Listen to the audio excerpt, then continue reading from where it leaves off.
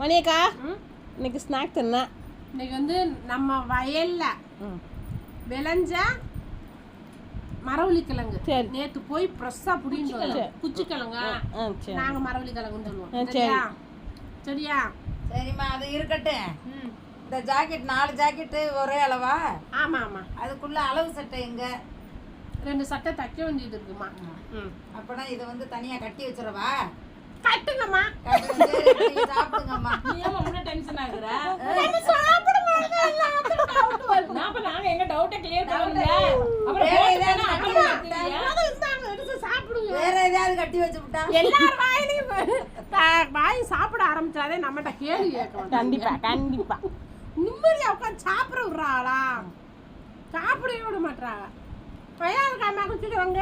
சூப்பரா இருக்கு, நல்லா இருக்கு. நம்ம வயல்ல வளர்ந்தது செம்மையா இயற்கையா